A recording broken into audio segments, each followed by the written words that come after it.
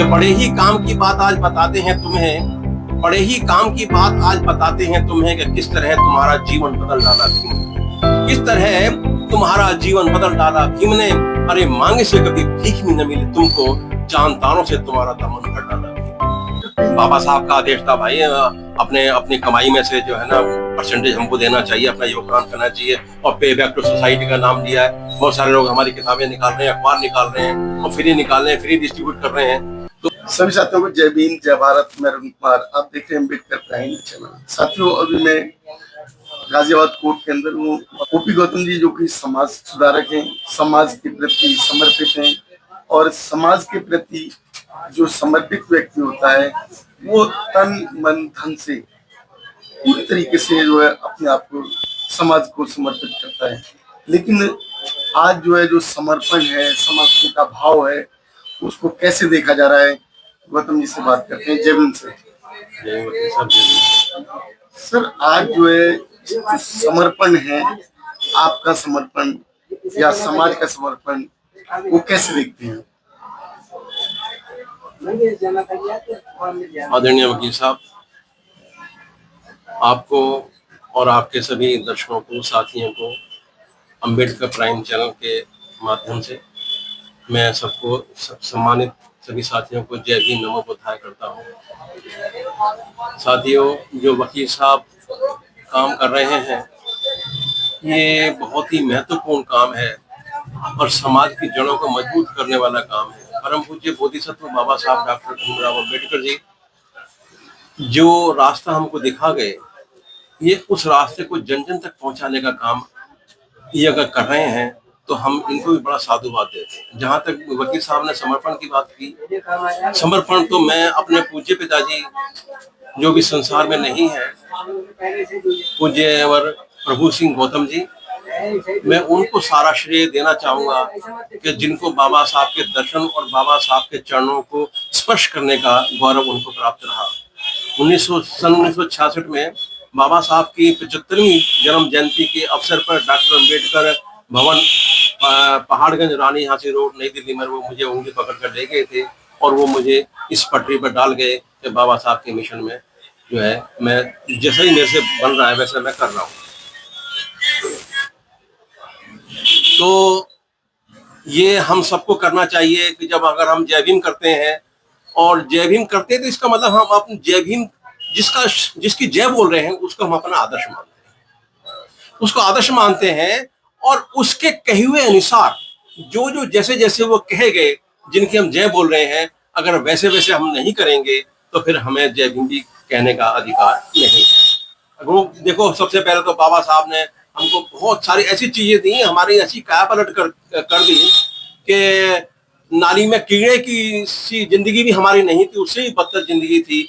आज हम coat pant tie अगर पहनकर घूम रहे हैं और जेब लगी हुई हमारे कपड़ों में, जेब में बटुए रखे हैं और बटुए में नोट रखे हैं, तो अगर बाबा साहब डॉक्टर अम्बेडकर की मेहरबानी है।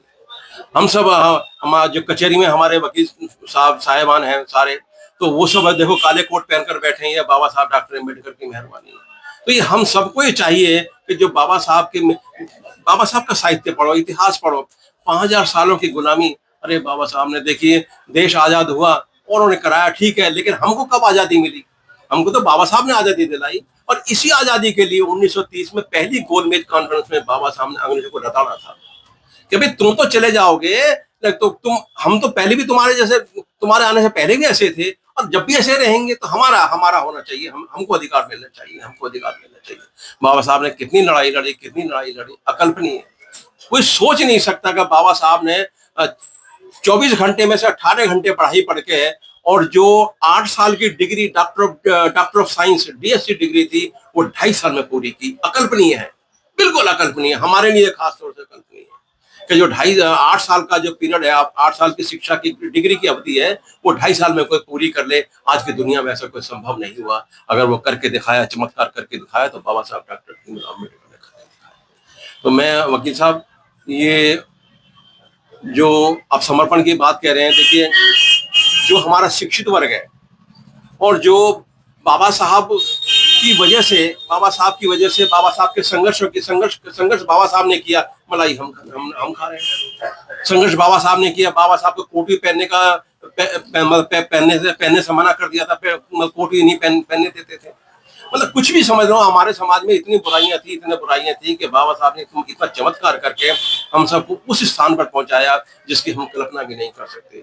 आज हमारे कर्मचारी वर्ग इतनी तनख्वाहें ले रहे हैं, इतनी सैलरी ले रहे हैं। मैं इसको बुरा नहीं मानता, मैं एक बहुत अच्छी बात मानता हूँ, लेकिन यह है कि हम सबको उसमें शामिल होकर अपना योगदान करना चाहिए। जितनी तनख्वाह ले रहे हैं, लाख, 1.5 लाख, 2 लाख तनख्वाह ले रहे हैं, 3 लाख भी ले रहे हैं, और हमको पहले या उनके बड़े बूढ़ों को, उनको भी ये भी नहीं पता थी कि 1 लाख में जीरो कितनी होती है।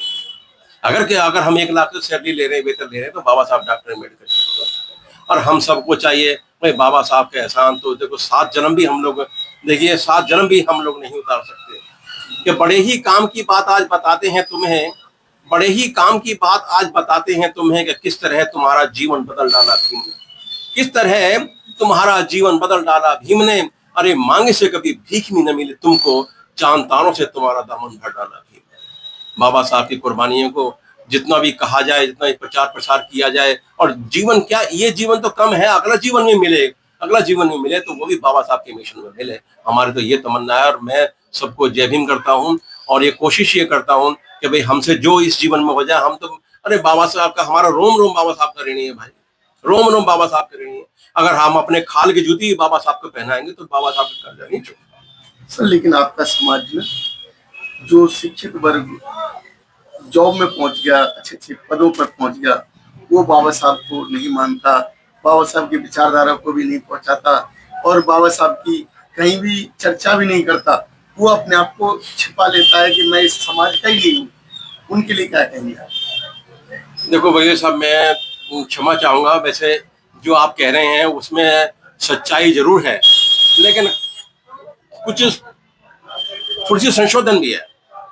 देखिए, मैं आपकी बात से इत्तेफाक रखता हूं कि जो बाबा साहब की बदौलत पदों पर पहुंच गए, वो मैंने अपनी खुद आंखों से देखा है कि उनके घर में, उनके दफ्तर में भी बाबा साहब का फोटो वो नहीं लगा जो मैंने भेंट किया था। संकोच करते हैं कि हम पहचान लिए जाएंगे, लेकिन कुछ ऐसे भी हैं। मैं तो बार बार अपने पूज्य पिताजी का, हालांकि देखो बहुत ऊंची उनकी नौकरी नहीं थी, एमसीडी में थे, तो लेकिन उनकी वजह से वो रात दिन बाबा साहब के मिशन में लगे रहे, और साइकिल भी नहीं थी, पैदल भी बीपी मौर्य जी का भाषण सुनने जाते थे, और हमको भी साथ लेके जाते थे। तो कुछ संसाधन नहीं थे, तो ऐसे लोगों की वजह से मैंने बाबा साहब को नहीं देखा, लेकिन उन्होंने देखा, हमको बताया कि देखो बाबा साहब ऐसे थे, ये करते थे, ऐसे करते थे, वैसे करते थे। तो उनकी भी कुर्बानी, जिन्होंने बाबा साहब को हम तक पहुंचाया, बाबा साहब की तस्वीर हमको दिखाई, बाबा साहब का साहित्य हम तक पहुंचाया, उनकी भी कुर्बानियां हैं, लेकिन अभी भी कसर बहुत है। मैं आपकी बात से वकील साहब, आदरणीय वकील साहब, मैं बहुत सहमत हूँ इस बात से, कभी भी बहुत कसर है, लेकिन आप जैसे लोग, मुझे उम्मीद है कि इस कारवां को आगे बढ़ाएंगे, उनको जन जागरण करेंगे, उनका मस्तिष्क परिवर्तन करेंगे, उनके हृदय को झकझोरेंगे। अरे किसकी बदौलत आज यहाँ बैठे हो, किसकी बदौलत बैठे हो, किसी का एहसान मानो। अगर किसी के एहसान की वजह से आप बैठे हो, तो उनका एहसान मानना हमारी ड्यूटी है, नैतिक कर्तव्य है। लेकिन सर, बाबा साहब ने एक शब्द कहा था कि जो लोग अनुदान से पढ़ के आए, या जो वैसे किसी साधन से पढ़ के मिले, किसी की मदद से मिलने के बाद जो उन्होंने पढ़ाई की, तो वो लोग दूसरों की मदद के लिए अपनी आय का 10% लगाएं, जिससे जी बिल्कुल मैं आपकी बात सहमत हूँ। बाबा साहब का आदेश था भाई, अपनी कमाई में से जो है ना परसेंटेज हमको देना चाहिए, अपना योगदान करना चाहिए, और पे बैक टू सोसाइटी का नाम लिया है। बहुत सारे लोग हमारी किताबें निकाल रहे हैं, अखबार निकाल रहे हैं, और फ्री निकाल रहे हैं, फ्री डिस्ट्रीब्यूट कर रहे हैं। तो यह है कि हम सबको, अगर देखिए वही चीज है ना कि बाबा साहब के कारवां को अगर सभी लोग समान रूप से अपने कंधों पे ले लेंगे, तो इस कारवां को आगे बढ़ने से कोई रोक नहीं सकता। लेकिन वजह क्या है, जैसे आप कह रहे हो कि कुछ लोग संकोच करते हैं आगे बढ़ने से। आप ये देखिए कि जैसे समाज की स्थिति है कि जैसे 100 बैलगाड़ियों का वजन अगर 10 गाड़ियों पर लाद दिया जाए, वो समाज की स्थिति हो रही है। 90 साथी हमारे जो है, 90-80% साथी जो है हमारे, वो थोड़ा सा ज्यादा सक्रिय नहीं है इस बाबा साहब के मिशन में। उनको भी सक्रिय करना, हम आप जैसे कोई ड्यूटी, हमारी जी जान आप भी जी जान से लग रहे हो, हम भी जी जान से लग रहे हैं। तो ये ऐसे जी जो व्यक्ति जो छुप के रह रहे हैं, जो व्यक्ति शर्माते हैं बाबा साहब का नाम लेने पर, जो व्यक्ति शर्माते हैं कि हमें हमारी पहचान उजागर हो जाएगी, उन लोगों के लिए क्या कहना चाहिए? वकील साहब, उनके लिए तो ऐसा है, देखिए उनको बाद में इतना पछतावा होता है, कुछ देर के लिए छुप जाए, जरूर छुप जाए, जब बेटा बेटी की शादियों के नंबर आता है ना, तो फिर वो अपने समाज को ढूंढते हैं। और दूसरी बात, जब कोई 19-20 उनके जीवन में होती है, कोई अत्याचार होता है, कोई उत्पीड़न होता है, तो फिर समाज याद आता है, बाबा साहब याद आते हैं, फिर अपने लोगों को ढूंढते फिरते हैं। ऐसे ऐसे लोगों की आंख जब खुलती हैं कि जब उनके संग में कोई हादसा होता है। तो जब आपने देखा होगा कि नोएडा में एक एसडीएम साहब थे, और सामने उनके पड़ोस में एक रिटायर्ड कर्नल था, वो सवर्ण जाति का था, उससे कोई विवाद हो गया, तो उनको एसडीएम साहब को समाज जब याद आया कि जब उनका उत्पीड़न होना शुरू हुआ। तो ऐसे बहुत सारे साथी हैं, ऐसे बहुत सारे हमारे साथी हैं कि उनको समाज जब याद आता है कि जब उनका उत्पीड़न होता है। अरे पहले ही जग जाओ ना यार, उत्पीड़न का इंतजार क्यों कर रहे हो भाई?